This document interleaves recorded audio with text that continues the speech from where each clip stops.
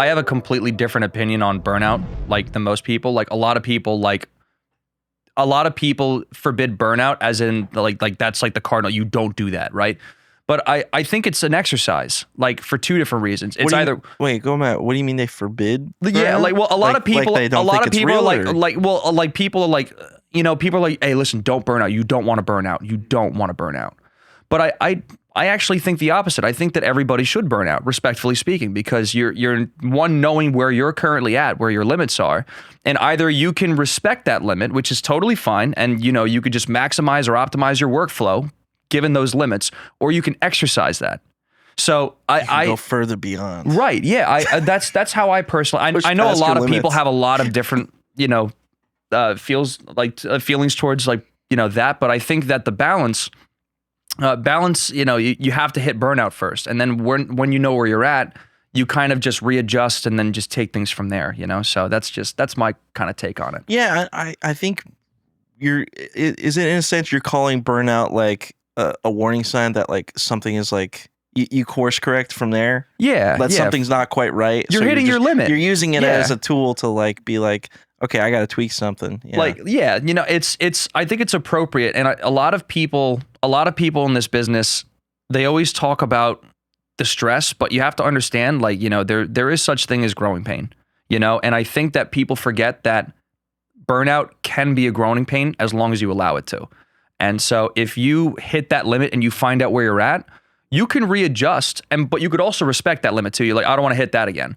Or you could be like, hey, listen, you know, I can readjust and then go, and then you tend to find out based on how you've readjusted, you can go a lot further, you know? So I personally think that burning out is necessary. Everybody needs to burn out. To avoid burnout and to get people scared of it, I don't think it's... Wait, so can they only burn out once? What if repeat offenders? Yeah, you could. I mean, look, make as many mistakes as you need to. Yeah, because I'm like, what if burnout leads to like mental breakdown? Where are we going there? Well, I mean, I feel like there's a danger. You're playing with a little bit of fire because you're playing with your love and you're playing with your passion. And if you hit burnout too many times, you might lose that love for what it is you do, if what it is that you're doing. And if you lose that passion and you lose that love, that's the thing you're most afraid of. As a creator, like you're afraid to lose that passion. You're afraid to lose that love. You don't want to hurt that relationship you have with your work. I can see that, but I also see that there's like, if you love it that much, there's nothing going to stop you. Like I had a conversation with a friend recently where he was basically talking about someone that he used to know. He was like, what happened to that guy when his passion outweighed his deficits? And what happens is, despite anything that was in this guy's way, he could do it, you know? So what it comes down to is this. I think like, so there's a mixture between passion, and if you don't love what you do anymore, it's probably because you're not doing it the way that you wanted to do it, or you had a different idea of how it's done, or you probably have to do it differently. But still, everybody needs to hit a wall in order to grow. So, you know, there's no doubt about it. Like, how many mistakes have you made going into your career? Oh, thousands. Right. And like 3. Yeah. Well, yeah, I think I did about that much less, too. You a little less. Yeah. A little more perfect. I think I did about that. So I think burning out is a form of self-discovery. It's not the best form, but at the same time, though, I still think it's necessary to go through some type of pain in order to grow.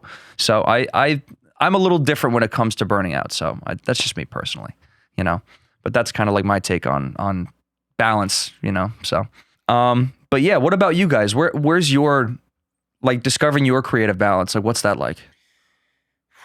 It's in different ways, because I guess for me, my personal life, I've discovered that there's more nuance than maybe what I originally thought. Like, I got burnt out at working at an agency. I got burnt out of editing, doing their editing work for them, which turned me off to video editing. And then I was, okay, well, maybe I didn't love it as much as I thought I loved it, which I don't. But also that contributed to it. Maybe it contributed to me realizing that maybe that's not the direction I want to go in.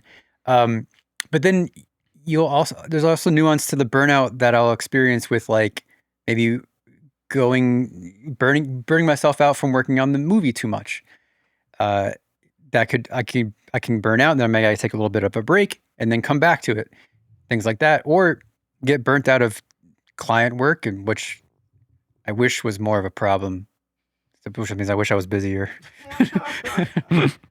But that stuff has burnt me out. Like a year or two ago, I was traveling a lot. which can get really tiring. And like I'm traveling to do shoots and like, oh, that's cool and fun. But like, well, it's not, I'm not traveling to the places that I want to go to. I'm not traveling to do shoots that I want to do. So you kind of get like, all right, I'm getting tired of that. I'm getting a little bit tired of that. But you see, you wouldn't have found that out unless you burnt out. Unless you hit you, yeah. I think it is really important to know your limits and learn your limits. And then when it comes to, because when it comes to our creative projects and passion projects and things that I am like, oh, I'm directing it or I'm producing it, I'm in it, I'm acting it. Burnout doesn't exist in my mind. I'll kill myself for the project as I've done many times. Over and over and over and over. Physically punish yourself, mentally punish myself, hurt my relationship with my girlfriend, like just, nothing matters. Yeah. Nothing matters but the thing I'm doing. Everything else is secondary and just white noise, and I'm just focusing, which is to a detriment, is like not good. I mean, it's a classic thing you hear though about like a lot of like directors, for example, right? Is they just like your whole life has to be the thing. And for a while, everything is kind of secondary. It's a flow. It's a true flow. I mean, who's to Good or say bad, what's right or wrong? But I was validated recently. I watched a documentary on Netflix called Sly. It was about Sylvester Stallone. It was about it wasn't really about his life as much as it was like his career and how he got started and everything, which I think it was so cool because like how Rocky got started and how he got started as an actor and how he got started as a writer and a producer. He went through a lot of hardships. So much. It was all very inspiring stuff, but also very validating when he said like, when you're trying to be a filmmaker like that, when you're the writer, the producer, director, and you're acting in it, and you want to be that kind of filmmaker, there is no time for anything else. And he said he admitted that his relationships and the rest of his life just kind of whizzed him by, and he did nothing but that. But that's how obsessive you want to be at that level. That's what it is, or what it takes. Which is like, is that true? Yeah. Reminds me of like Whiplash. Is that true that is what it takes, or is there a balance of like relationship in life and that kind of thing? The true answer is there is, but it's probably not going to be to the extreme level of someone who basically cuts out everything to do it. Because if you think about it, you're in competition with somebody else, right? Doing it. So you can hold on to the things that you like to do and, the things that you want to do and all that type of stuff. But then there's people out there who literally are feral with it, like who literally will cut out their families, like move somewhere else, like they'll live on the street if they have to do whatever to make it to where they have to. And by all means, they'll probably be successful. But if that's what you want, then that's what you want. But here's the thing, like everybody's balance is different, right? So it depends on like what's your idea of success to you, So it is possible, but it's just a matter of like how much are you willing to sacrifice, I don't think in my personal life I haven't found it yet. I don't know what that looks like for me yet because I'm coming off of this movie, which I put a lot of money and time and sweat and, I mean, Jackie did break up with me during it, like right after the tail end of it. It was like, because I was just completely absent from everything. And, absent around the house, absent in, so I don't know, because I haven't tackled a project that size or even close to that size since then. So I don't know what that balance is for me yet. I'm still trying to figure it out because we're trying to finish this, but then what's the next thing? So like I'm trying to figure out how I'm going to handle and conduct doing those roles again, but with more balance and more care to everything else in my life. Yeah. Delegation. The only method is delegation. And like one thing that we found out, because we did everything starting out, and then it wasn't until we reached certain points where like money that we didn't even have. Like there were some projects that we didn't even pay ourselves, but we delegated to other people to make sure that the project got done, and then we used those projects as leverage to do what we have to do. But it was better than us literally struggling so much to do all these different things, so we could only focus on the things that we love to do. So she could only focus on the directing. Vinny can focus on either producing or cinematography. Oh, I haven't done that yet. I haven't focused on that. Yeah, well, but you know what I'm saying? Like that's the idea. It just comes down to delegation. So how you love this project so much, there's somebody else out there that loves your project, not as much as you, but still someone who loves it a lot that would love to help you in a specific area that you need help in. So the next step is delegation. That's exactly what we just, I think, realized. Like we're starting to find that now in post-production with the people that we've been working with. After we show them the project, they're like, yeah, I'll do it for that. We're like, Yeah. like, oh, we have this much budget. Like, yeah, sure. That sounds great. Yeah. So did you two, like, what roles did you have on this project? Like every We were role? everything. Yeah. We did everything. Yeah. Well, here's the thing. There's no doubt about it, because you guys have been doing everything for a long time. But here's the thing, like it's usually like in our age now where people like filmmakers really start to pop off. Like everybody, I don't know why it is, but it's like, in like between the 30s and their 40s, do like filmmakers pop off because they start to get a handle on their crafts, who they are as people. They're a little more comfortable in their skin. And then also they have a little more sensibility within business and what they can delegate, right? One thing that Jesse and I discovered is, so I read this book actually called the E-Myth.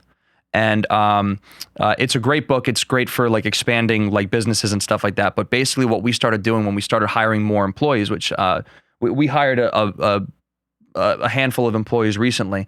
But what we do is we actually make videos and looms of the things that they're going to be doing, how we want it to be done. So that way they could follow that. And then that could be taken care of. So obviously, in this case, you're looking for someone with a decent portfolio. If you know that they can do the job, then you don't need to obviously do that. But if there's somebody that you know has no experience, like doing something like that, make something step by step for them to follow. So that way they can do the job, right? Especially like when you're delegating all this stuff. You know what I mean? So it's... Well, I was going to say, like, the reason we didn't, I didn't delegate for a really long time, I'm not going to speak for you, is that I'm so nervous that someone's not going to do it as well as I am.